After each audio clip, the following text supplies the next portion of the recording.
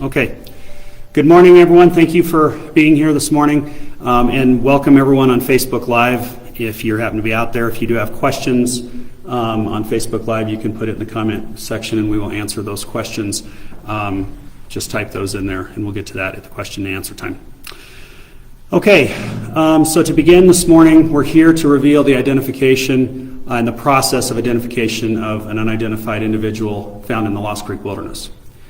As county coroner, one of our biggest responsibilities is to make sure that the unidentified get a name, that their story is told, their families know what happened to them. So this is a big day for us, for a case we've had in the office for a few years without a name.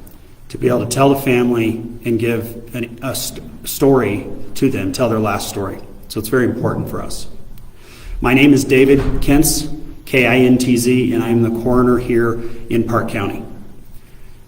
Let me begin by, I'd like to go through chronological events of what happened with this case, how we processed it, and then I'm going to turn the floor over to the other folk, to Mitch Morrissey, to describe the actual process of the identification. So I'd like to introduce Mr. Mitch Morrissey to my right, Joan with United Data Connect to my left. They are with United Data Connect, the company we contracted to do this identification.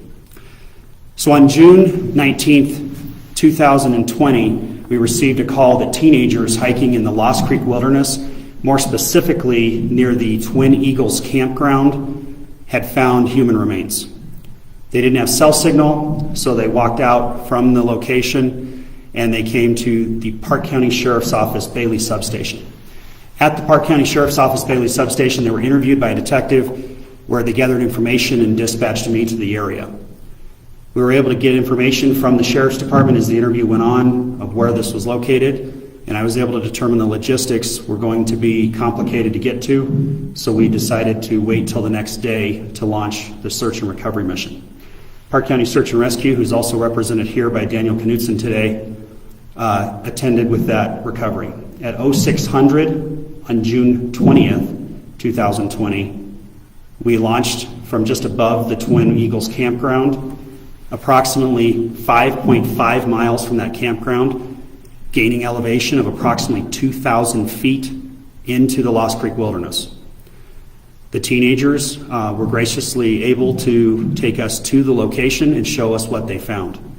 Upon our arrival, we knew that we had a search and recovery mission of a scattered skeletal case. And that means we were going to have to search for all of the individual human remains, personal effects that weather and the environment had taken its toll on. We knew that there was weather coming in the following days and that this was our opportunity to process this scene appropriately. So we broke into two operational phases. The first operational phase broke down into two operations, and the second operational phase was two separate operations. We began with Colorado Forensic Canines, who did a canine search of the area, locating human remains, and they located almost all human remains within a short period of time in an area about 100 to 150 yards long down the slope. Now, this area that we were in was of steep terrain, rock outcroppings, both large and small, also trees and duff, which is the forest bedding, pine needles and such, and a very steep area, which means every time weather came into this area was slightly altered. And so it was very critical to process this scene as thorough and as quickly as possible. After the forensic canines had finished their work, we did grid searching with all members of the expedition to find personal effects and evidence. Once all of those items were located, the second operational phase was to collect all human remains and collect all personal effects and evidence from the scene. At that time, we were able to successfully get the entire team down from the mountain by sundown, out of dangerous terrain, so very successful as that goes. However, we knew very quickly that this individual was going to be difficult to identify. And we knew that for a couple of different reasons. Most of the time, in any case, we identify an individual using a scientific method, typically fingerprints. However, we usually have a starting point, a driver's license, a letter, any kind of name that links to the individual. In this case, all personal effects had no identifying markers of any kind. No initials, no wallet, no ID, nothing that had a name for us to begin with. Second, fingerprints and dental identification, unfortunately in this case, were not possible. So at that time, we looked to our anthropologist, Ms. Christy Bajent, to do a forensic analysis of our skeletal remains. She was able to determine the age, race, sex, stature, and the postmortem interval of this individual, or how long he had been deceased. We took that information, we began searching that information against any missing persons cases that were in the Colorado area, and really didn't come up with any firm leads. So at that time we submitted specimens for DNA testing for a KUSA analysis. And when I say KUSA, I mean the database of missing persons DNA and family reference samples for missing persons DNA. During the time that was in lab, as we all know, on TV, that process is in a few hours, but we all know in reality that is months long. And so during that waiting time, we put the case into NCIC, which is the national database, and we also put the case into NamUs, which is the National Unidentified and Missing Persons database. Through pictures of the personal effects, we received one solid lead that looked promising for what we were attempting to accomplish. So we used a private lab, Bodie Laboratories, to compare DNA from our decedent to DNA from a family of that particular individual. And unfortunately, we ruled out that individual as being this case, and that family still is looking. So at that time, we waited a few more months. We got the DNA KUSA profile completed and uploaded into KUSA. That was analyzed against missing person and unidentified cases and family reference cases, and unfortunately, no hits, none whatsoever. So at that time, typically we would turn to also facial reconstruction so that we could put an image of the individual out and show the public what the person might look like so that the public could give us tips. Unfortunately, this case, again, that was not possible. So at that time, we turned towards forensic genealogy. Some of you may remember that in 2020, we were able to identify a case from 1974 using this technology and using this science. We turned to this once again. I reached out to my contact, Joan, and contacted Mitch and said that we don't have really anything else to go on, and they began the process. So I'm going to let them actually tell the detail of how that identification happens because they are the expert, not me, okay? But what I can do is summarize for you, and that we were able to conclude and determine an identification linking this individual directly to a family member. And we were able to identify this decedent today as Gregory Allen Woodford. Mr. Woodford was 30 years old at the time of his death. Mr. Woodford had lived the last few years of his life in Colorado Springs, Colorado, but originates from the Roanoke, Virginia area, where some of his family remains to this day. Since the time of his identification, I have spoke with his mother, sister, and friends at length. We've determined that Mr. Woodford went missing the beginning of June 2019. And with all the information we've gathered through our investigation, we can determine that he died that same week. I do want to tell everyone the family's had a lot of emotions and they're grieving in private at this point for the loss of Gregory. But his mother has written a short statement she would like me to read to you today on behalf of her family. Greg, who was also named Mario when he served in the Navy, was an extraordinary son and human being. He was such an intelligent, caring, kind, generous, selfless man. Greg was drawn to Colorado due to its exquisite beauty and his inherent love for nature and animals, especially dogs, and his deep passion for the wolf sanctuary. Greg was dearly loved by many people whose lives he touched, and he will forever be missed. Words cannot sufficiently express my gratitude and appreciation, especially to Dave, and also to the genealogist and everyone else involved in all the time, effort, and resources used to identify my son. You have my deepest, heartfelt thanks for not giving up. Thank you so much, Ms. Woodford. That short note from the family kind of emphasizes why we do this. It is a passion of mine to tell the story of decedents and make sure that their family knows where they are, and the family can work on closure. With that, I would like to turn this over to Mr. Mitch Morrissey to explain the actual processes and details of forensic genealogy that were so instrumental in identifying this case. Mr. Morrissey, thank you. Well, I want to thank Coroner Kentz. You gotta be close to him. Got to be close. Okay. I want to thank Coroner Kentz. My name is Mitch Morrissey, and for those of you that want to know how to spell my last name, it's Morrissey, and I am the Chief of Operations of United Data Connect. United Data Connect, we solve cold cases, rapes and murders, and we also help coroners identify unidentified remains. We've been doing this for a few years. I want to thank the coroner for allowing us to be part of this, and I also want to thank him, the rescue team, the recovery team, for their work. Without their work, these remains would have gone uncollected. They would have gone unidentified. There's no question in my mind of that. This family would have never really realized what had happened to their son.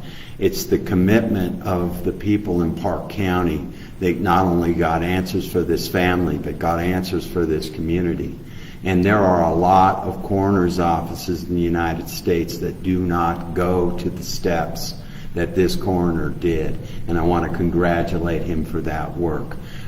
There's much bigger cities and places where there remains unidentified people in this country, and coroners are not really doing the things that were done here.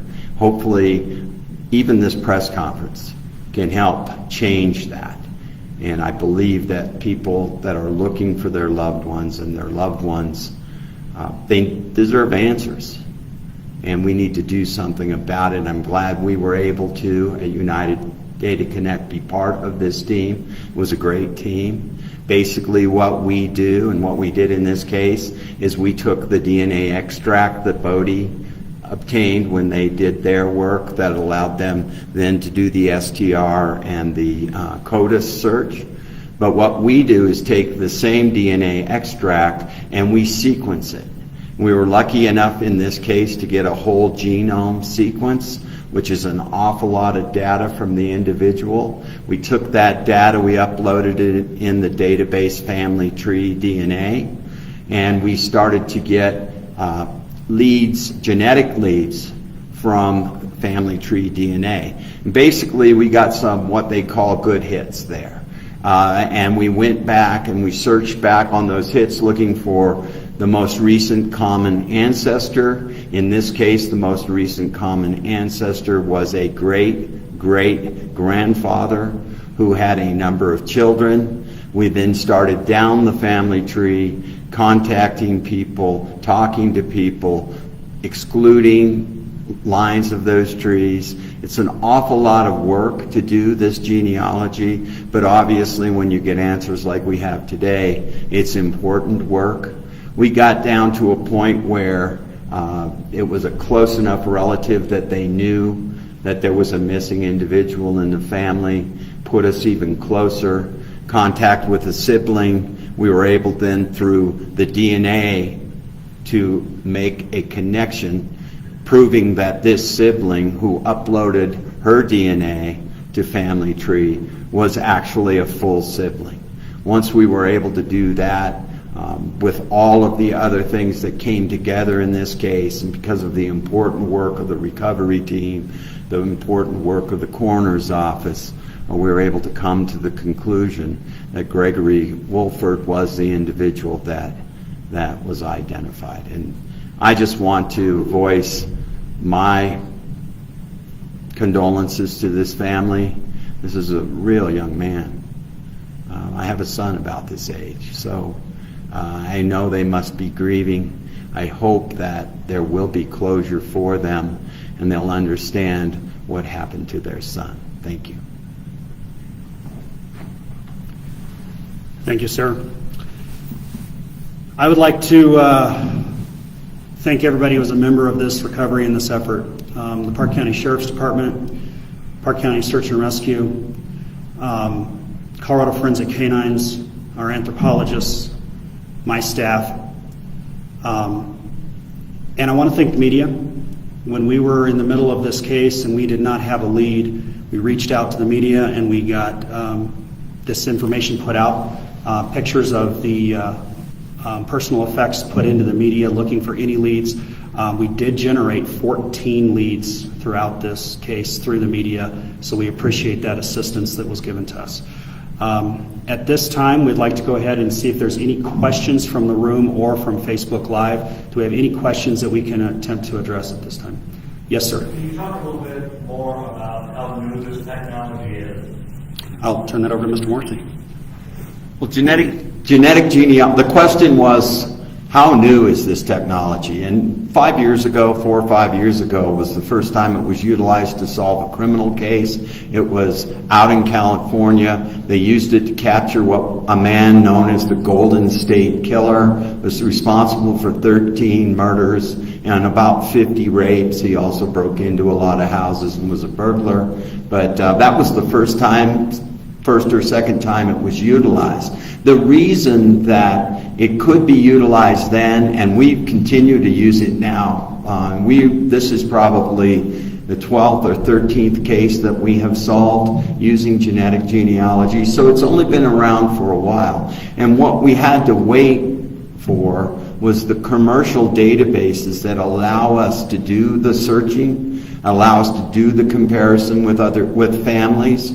They had to grow to a certain size before they could be utilized for this work. It requires millions of people that are willing to let their DNA be used by law enforcement to not only solve incredible cases like the Golden State Killer and some of the murders that we've solved, some of the rapes that we've solved, but they also help us identify these unidentified remains. So it can be utilized for both. It's a combination of DNA, of sequencing that DNA, and then using genealogy, and really just some good investigative work that was done by the coroner's office in this case to tie it all together.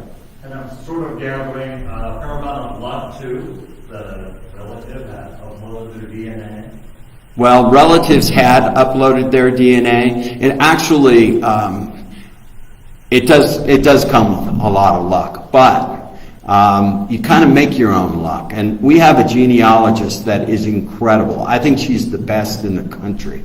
And so what she starts to do is just do a full-blown investigation, and she gets close with the people that we are able to identify, and then they provide us with things like family trees that they've built, which saves us a lot of work. So it is the genealogy, but sometimes it's the genealogist who really kind of makes the luck.